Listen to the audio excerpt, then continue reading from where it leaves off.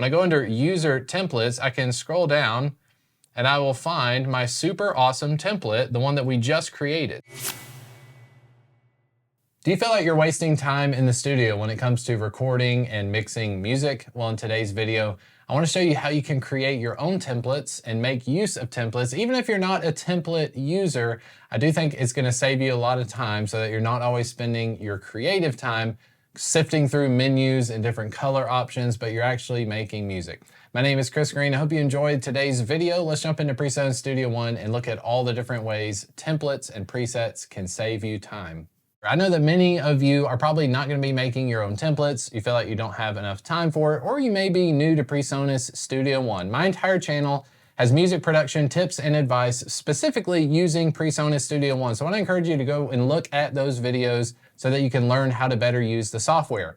If you're interested in downloading my template that I use for mixing and recording, check out the Head Start template, which is available in the description of this video. Also on the shop tab of my YouTube channel. Download Head Start and put the files in your templates folder, which is found in your Presonus main directory. Once you do that and you create a new session, you'll be able to use Head Start on all of your recording sessions. By using Head Start, you're getting all of these track labels, colors, and routing for your audio buses set up already for drums, percussion, harmonies, lead vocals, keyboards, guitars, and much more. You also have your VCA faders, everything configured and routed so that you can spend more time recording and less time setting up all of your routing. Feel free to check that out if you're interested. Now let's get back to the video. All right, everyone, here we are on the homepage of Presonus Studio One. Now, the most inefficient way, and probably the way that most of us out there are recording music, is you jump in and you just hit new session. You disregard everything about templates. You just create a new song, you call it new song, and you're opened with a blank session. Now, part of this is appealing. I understand that when you go to the mix tab, you don't have a bunch of faders that you're looking at, but if you're going to maximize the amount of time that you have in the studio, this is very inefficient. Now, it's inefficient just because most of the things that you do, you create a vocal track, you color it blue or whatever, you tell it that you want to record with input 1, you hit OK, then you want to create a guitar track, so you duplicate that, you call this guitar, you change the color to yellow and so forth. And if you're fancy, you open up multiple tracks, you pack them into folders and such. Then when you go to the mix tab, you've got these two tracks here. You decide you want to create a bus, so you add bus for selected channels. You add bus for the guitars, and then you bus these two together. You create a mix bus and so forth. Okay, so as I'm going through all this stuff, many of you that have done sessions at Presonus Studio One before, you know that this is so common. You're like, okay, yes, you're gonna have a vocals track. You're gonna have a bus. You're probably gonna have a music bus and a mix bus.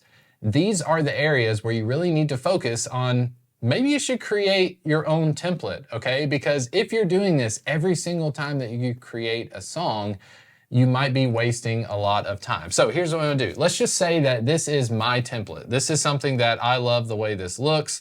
I love the look of two colored tracks with two buses, a mix bus that is not even properly labeled. Let's just call this one mix master. And let's say that this is my template, even with the fader movements. I know I want the guitar to be quieter and the vocals louder.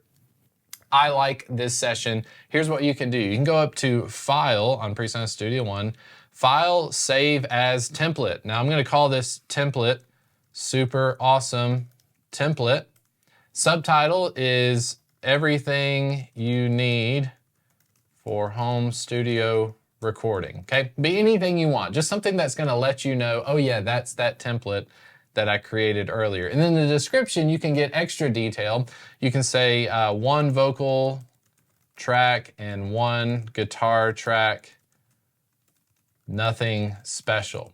They even give you an option if you want to go through and change the picture, the icon, so that if you have something, maybe a picture of whatever musician you're working with or whatever band you have, that might be able to help you out. And then you just click OK. As soon as you do, here's what we do. We can close out of this session. We'll go ahead and save that. Now we have our new song.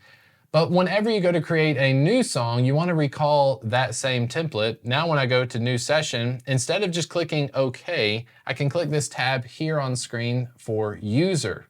When I go under user templates, I can scroll down and I will find my super awesome template, the one that we just created. So when I click OK, let's give this a name. Let's call it Blue Tree.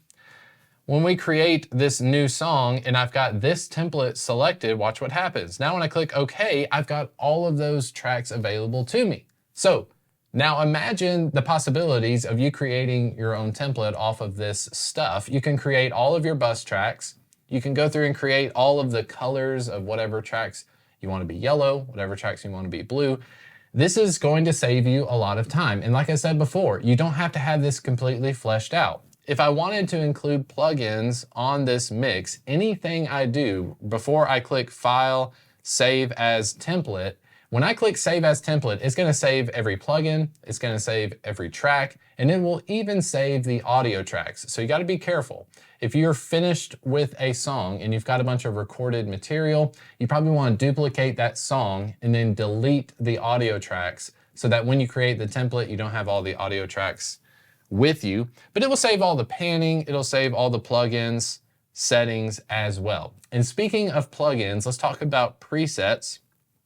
I am a big fan of these channel strip presets. My wife and I just recorded an entire hymns album here in this music room. It's 12 songs and they are mostly acoustic. So we have acoustic, piano, banjo, mandolin, those types of instruments. And then my wife was singing a bunch of vocals and harmonies.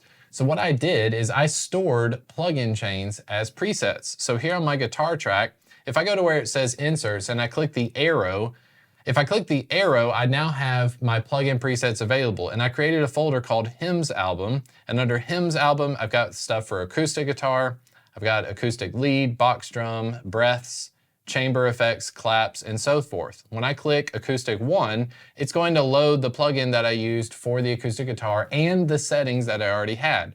This is super handy because if you have a vocalist that always records in your studio, you can create a plugin preset, not only a preset for that EQ, but as you'll see, if I go and create on this vocal track, if I load Lana's vocal bus, not vocal bus, let's see Lana right here, okay?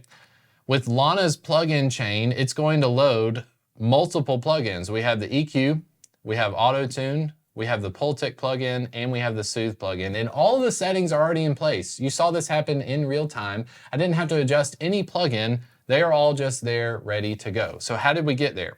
If you click the drop-down arrow, once you have your plugin chain that you really like, you go down to Store Effects Chain. When you click Store Effects Chain, it's going to do the same thing like the template did. It's going to ask you to name it. So I could call this lead vocal. My description is Lana singing into TLM 103, which is the microphone that she was using, okay?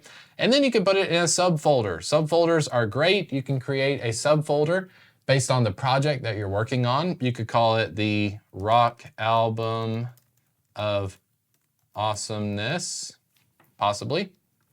And you click OK. So now if I go into any of these other tracks and I click the drop down arrow, I now have a folder for Rock Album of Awesomeness. I can load that as well, and it has the plugins stored, okay? Now, and you're also probably familiar with plugin presets. If you're using things like the stock plugins from PreSonus Studio One, they have some great presets built in. If I load PreSonus Pro EQ, I can click this drop-down menu. I can go into vocal presets, and they have ones for female pop vocal. I can click this, and it will get me a preset loaded. You can also save the specific plugin presets by clicking this document icon at the top left.